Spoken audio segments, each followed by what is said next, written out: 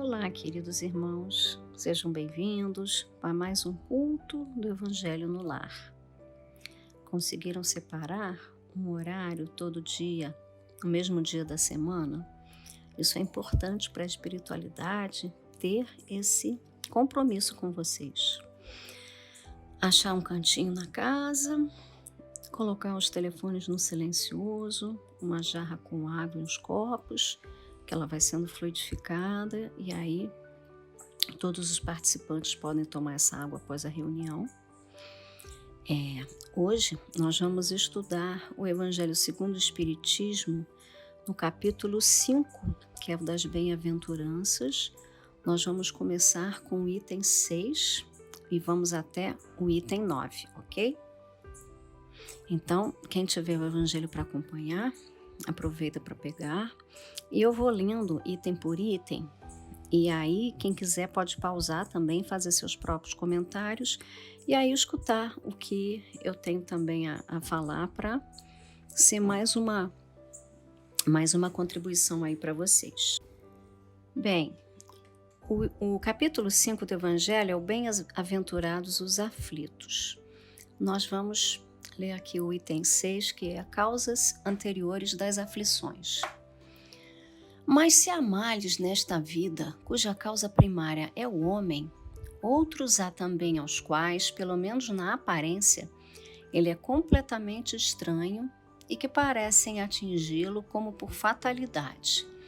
Tal, por exemplo, a perda de entes queridos e a dos que são o amparo da família. Tais ainda os acidentes que nenhuma previsão poderia impedir, os reveses da fortuna, que frustram todas as precauções aconselhadas pela prudência, os flagelos naturais, as enfermidades de nascença, sobretudo as que tiram a tantos infelizes os meios de ganhar a vida pelo trabalho, as deformidades, a idiotia, o cretinismo, etc. Os que nascem nessas condições certamente nada hão feito na existência atual para merecer, sem compensação, tão triste sorte, que não podiam evitar, que são impotentes para mudar por si mesmos e o que os põe à mercê da comiseração pública. Por que, pois, seres tão desgraçados, enquanto ao lado deles, sob o mesmo teto, na mesma família, outros são tão favorecidos de todos os modos? Quer dizer, enfim, dessas crianças que morrem em tenra idade e da vida só conheceram sofrimento? Problemas são esses que ainda nenhuma filosofia pôde resolver, anomalias que nenhuma religião pôde justificar e que seriam a negação da bondade, da justiça e da providência de Deus, se verificasse a hipótese de ser criada a alma ao mesmo tempo que o corpo, e de estar a sua sorte irrevogavelmente determinada após a permanência de alguns instantes na terra. Que fizeram essas almas que acabam de sair das mãos do Criador para que se vissem nesse mundo a braços com tantas misérias e para merecerem no futuro uma recompensa ou uma punição qualquer, visto que não hão podido praticar nem o bem nem o mal? Todavia, por virtude do axioma segundo o qual todo efeito tem uma causa, tais misérias são efeitos que hão de ter uma causa, e desde que se admita um Deus justo, essa causa também há de ser justa.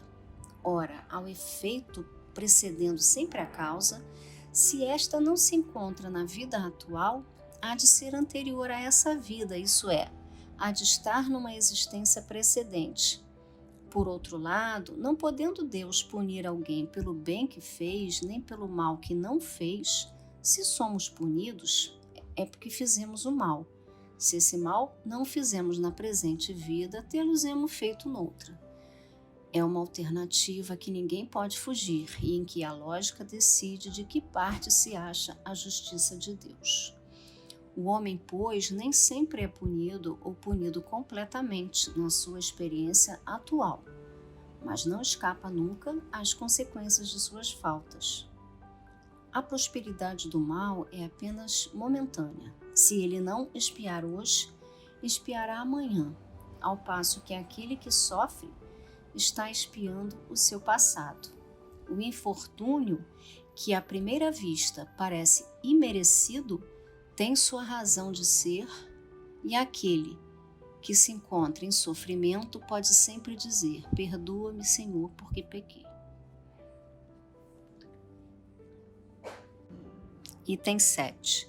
Os sofrimentos devidos a causas anteriores à existência presente, como os que se originam de culpas atuais, são muitas vezes a consequência da falta cometida, isto é, o homem, pela ação de uma rigorosa justiça distributiva, sofre o que fez sofrer aos outros. Se foi duro e desumano, poderá ser, a seu turno, tratado duramente com desumanidade. Se foi orgulhoso, poderá nascer em humilhante condição. Se foi avaro, egoísta ou se fez mau uso de suas riquezas, poderá ver-se privado do necessário. Se foi mau filho, poderá sofrer pelo procedimento de seus filhos, etc.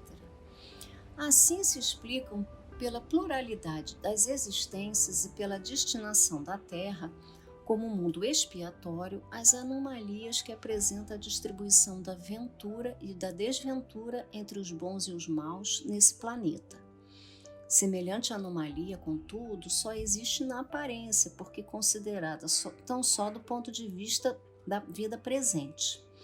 Aquele que se elevar pelo pensamento de maneira a apreender toda uma série de existências, verá que a cada um é atribuída a parte que lhe compete, sem prejuízo da que lhe tocará no mundo dos espíritos, e verá que a justiça de Deus nunca se interrompe. Jamais deve o homem olvidar que se acha num mundo inferior, ao qual somente as suas imperfeições o conservam preso. A cada vicissitude, cumpre-lhe lembrar-se de que, se pertencesse ao mundo mais adiantado, isso não se daria e que só de si depende não voltar a este, trabalhando por se melhorar. Item 8. As tribulações podem ser impostas a espíritos endurecidos ou extremamente ignorantes para levá-los a fazer uma escolha com conhecimento de causa.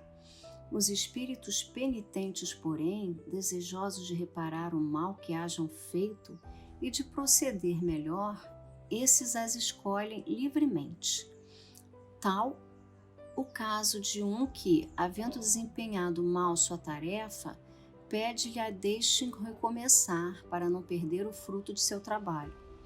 As tribulações, portanto, são ao mesmo tempo expiações do passado, que recebe nelas o merecido castigo, e provas com relação ao futuro, que elas preparam. Rendamos graças a Deus que, em sua bondade, faculta ao homem reparar seus erros e não o condena irrevogavelmente por uma primeira falta. Item 9. Não há crer, no entanto, que todo sofrimento suportado nesse mundo denote a existência de uma determinada falta. Muitas vezes são simples provas buscadas pelo espírito para concluir a sua depuração e ativar o seu progresso. Assim, a expiação serve sempre de prova, mas nem sempre a prova é uma expiação. Provas e expiações, todavia, são sempre sinais de relativa inferioridade, porquanto o que é perfeito não precisa ser provado. Pode, pois, um espírito haver chegado a certo grau de elevação e, nada obstante, desejoso de adiantar-se mais, solicitar uma missão, uma tarefa a executar, pela qual tanto mais recompensado será se sair vitorioso, quanto mais rude haja sido a luta. Tais são especialmente essas pessoas de instintos naturalmente bons, de alma elevada, de nobres sentimentos inatos, que parece nada de mal haverem trazido de suas precedentes existências e que sofrem com resignação toda cristã as maiores dores, somente pedindo a Deus que as possam suportar sem murmurar. Pode-se, ao contrário, considerar-se como expiações, aflições que provocam queixas e impelem o homem à revolta contra Deus. Sem dúvida, o sofrimento que não provoca queixumes pode ser uma expiação, mas é indício de que foi buscada voluntariamente, antes que imposta, e constitui prova de forte resolução, o que é sinal de progresso. Vamos então para as leituras iniciais, que tem como objetivo equilibrar o ambiente onde será feita a reunião e que nós possamos afastar os pensamentos do dia a dia, as nossas preocupações, acalmando a nossa mente, favorecendo a chegada dos guias que estarão presentes na reunião. Podermos nos concentrar também nos nossos guias espirituais que nos ajudam. Então vamos fechando os olhos, pensando na figura de Jesus. E eu vou começar com o livro Caminho, Verdade e Vida, de Chico Xavier, pelo Espírito de Emmanuel. O item é o 108, Reencarnação. Portanto, se a tua mão ou teu pé te escandalizar, corta-o e atira-o para longe de ti. Melhor te é entrar na vida coxo ou aleijado do que tendo 2 mãos ou 2 pés seres lançado no fogo eterno. Jesus. Mateus, capítulo 18, item 8. Unicamente a reencarnação esclarece as questões do ser, do sofrimento e do destino.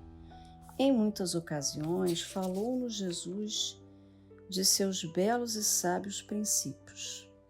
Esta passagem de Mateus é sumamente expressiva. É indispensável considerar que o Mestre se dirigia a uma sociedade estagnada, quase morta. No concerto das lições divinas que recebe, o cristão, a rigor, apenas conhece de fato um gênero de morte, a que sobrevém a consciência culpada pelo desvio da lei. E os contemporâneos do Cristo, na maioria, eram criaturas sem atividade espiritual edificante, de alma endurecida e coração paralítico.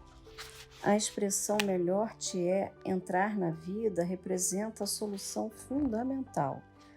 Acaso não eram os ouvintes pessoas humanas? Referia-se, porém, o Senhor à existência contínua, à vida de sempre, dentro da qual todo espírito despertará para a sua gloriosa destinação de eternidade. Na elevada simbologia de suas palavras, apresenta-nos Jesus o motivo determinante dos renascimentos dolorosos, em que observamos aleijados, cegos e paralíticos de berço, que pedem semelhantes provas como períodos de refazimento e regeneração indispensáveis à felicidade por vindouro. Quanto à imagem do fogo eterno, inserta nas letras evangélicas, é recurso muito adequado à lição, porque, enquanto não se dispuser a criatura a viver com Cristo, será impelida a fazê-lo através de 1000 meios diferentes. Se a rebeldia perdurar por infinidade de séculos, os processos purificadores permanecerão igualmente como fogo material, que existirá na terra enquanto seu concurso perdurar no tempo, como utilidade indispensável à vida física. Amado Pai, Criador do Universo, Criador de todos nós, seus filhos, querido Mestre Jesus, governador desse planeta, nosso irmão maior, que conosco está presente sempre, que se preocupa tanto com todos no seu planeta, que aqui veio nos ensinar a lei de Deus. Caros mestres,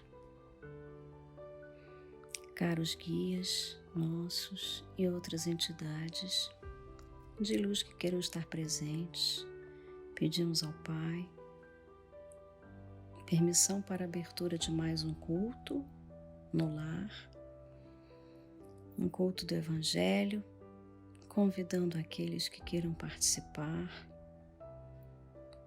para que possamos fazer uma leitura e refletir, e que ela sirva de exemplo nas nossas atitudes, no nosso caminho à procura da evolução. Obrigada, Pai, obrigada, Mestre, guias, amigos, pelas bênçãos que serão recebidas no nosso lar, por todos aqueles atendimentos que serão feitos a todos nós. Assim te agradecemos. Então começaremos mais uma reunião. Que assim seja, Pai. Graças. Bem, das leituras que foram feitas desse capítulo 5, nós temos que Jesus, quando veio à Terra, ele veio mostrar, entre tantas outras conceitos com seus exemplos de vida, que Deus não era punitivo como se imaginava. Não existia aquele Deus cruel que dava castigos aos pecadores e que aqueles que não conseguissem ser bons iriam sofrer eternamente num fogo do inferno. O que Jesus quis mostrar é que Deus é amoroso, ele é justo e bom. Então, ele cria. Nós temos uma chama divina dentro de nós, porque somos criados por Deus, somos todos irmãos, e Deus nos dá o livre-arbítrio, que é aquela lei em que a gente pode escolher entre o bem e o mal. Conforme caminhamos escolhendo pelo bem, nós vamos evoluindo. E com isso, na prática do amor, da caridade, de fazer o bem, e não pensar no lado materialista, nós vamos seguindo em rumo à nossa evolução. Mas, por outro lado, se nós aqui mergulhados na Terra, né, onde nós exercemos essa evolução, nessa escola do planeta Terra, se a gente começa a fazer as mais ações, né, o que acontece? Nós, estando na Terra, a gente esquece a nossa essência espiritual, que é a verdadeira essência. E aí começamos a atender interesses mais egoístas, mais materialistas, o nosso prazer, o nosso bem-estar, muito mais do que tentando também ver o bem-estar do outro e ajudar o próximo. E todo tipo de falta que nós cometemos, aí vai entrar a lei de ação e reação. Para cada falta, existe uma consequência. Então, quando nós erramos, nós vamos ter que corrigir aqueles erros. Então, nós vamos sofrer, que aí é aquele conceito de sofrer para expiar, para pagar pela falta cometida. E, às vezes, isso não acontece em uma única encarnação.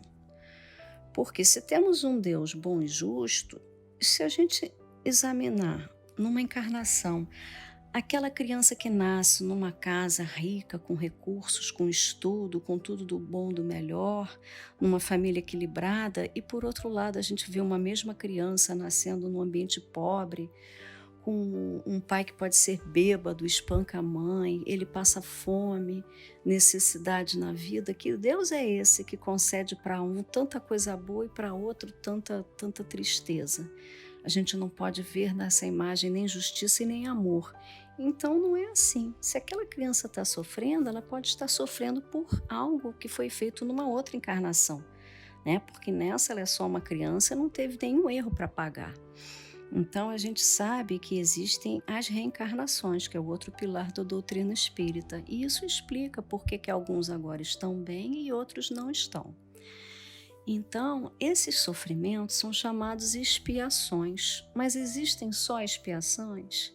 Expiação é um tipo de prova, onde você está pagando por aquilo que você errou para você poder evoluir e continuar o seu caminho. A gente não fica com o erro impune. Nós aprendemos depois passando por um sofrimento parecido da mesma forma que a gente infligiu em uma outra pessoa, numa outra encarnação, ou até mesmo nessa vida. Isso é expiação. Mas também tem as outras provas, que são essas outras provas que não são exatamente as expiações? São aquelas em que o indivíduo, ele quer mais rapidamente progredir e evoluir, então ele pede a Deus uma missão. Às vezes ele pode pedir para ver o evangelizador, alguém que venha trazer a palavra de Deus, venha fundar um centro espírita, venha fazer muita caridade, usando a mediunidade e arrecadando, entendeu? Então fazendo essa missão de caridade, de auxiliar muitos espíritos, isso é uma forma dele evoluir mais rápido. Às vezes ele pede uma função mais difícil, e aí são as provas que ele pediu. Aquele espírito, antes de encarnar, pediu por aquelas provas para que ele acelere a sua evolução, o seu progresso, na caminhada de se tornar um dia um espírito puro, como é Jesus, né? Então são essas as duas diferenças. E a doutrina espírita, ela tem essa explicação, ela mostra que Deus não é injusto e que Deus não é punitivo. E nós temos o livre-arbítrio para poder escolher entre o bem e o mal. E na medida em que nós fazemos o mal, nós pagamos pelo mal feito e expiamos assim os nossos erros. Assim como nós, sedentos às vezes de querer evoluir mais rápido e conseguir pular algumas encarnações e conseguir estar depois em esferas espirituais mais puras e mais felizes, a gente pede também algumas provas e missões para poder apressar essa evolução.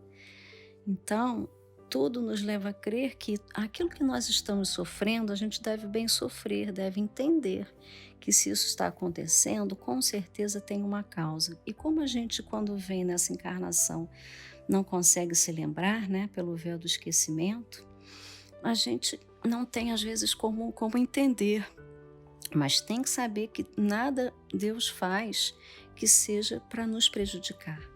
Tudo é um ensinamento e tudo é com base na lei de amor. Então, irmãos, essa foi a mensagem desse texto do Evangelho, e quem quiser também abrir um espaço para comentário também pode fazer. Ok? Caminhando agora então para o final de nossa reunião, a prece de encerramento. Agradeço, Pai, pela oportunidade de estarmos reunidos em Teu nome, de recebermos aqui essas bênçãos da visita espiritual para nós, para nosso lar, que nós possamos colocar em prática os ensinamentos de Cristo, entendendo que estás sempre junto de nós, aguardando a nossa evolução para voltarmos assim a seu seio puros. Que nós possamos, Senhor, aos pouquinhos, em pequenos passos, ir cumprindo com a nossa verdadeira tarefa de evolução, que possamos ser mais caridosos, que possamos ser mais gentis com os próximos, edificados no bem, que da nossa boca só saiam boas palavras, boas intenções, que possamos te agradecer por tudo que recebemos, desde um lar, amigos, familiares, um trabalho, um sustento e o teu Evangelho, que é a nossa força, que é o que nos ajuda, Pai.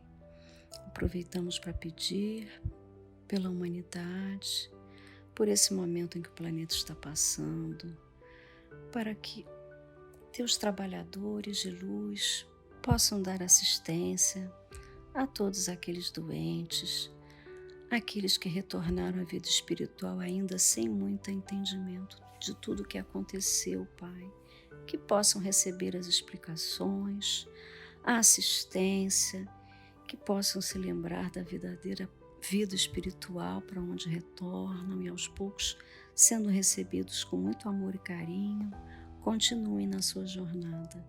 Para aqueles que ficam, possam receber a fé, a esperança, o consolo, e que todos um dia estaremos juntos, pois todos somos espíritos nessa escala de evolução, e graças a teu amor todos estaremos reunidos.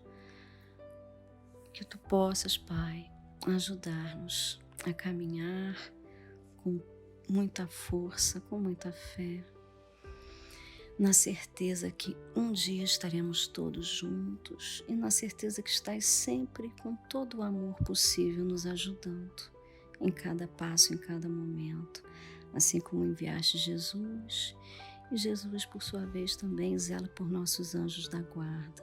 Obrigada a todos esses guias, queridos trabalhadores, que estejam sempre ao nosso lado, que nós possamos compartilhar as bênçãos recebidas durante nossa semana com aqueles com os quais iremos nos encontrar, que elas possam ser espalhadas para todo esse planeta, trazendo muita paz. Que assim seja, Senhor. Muito obrigada.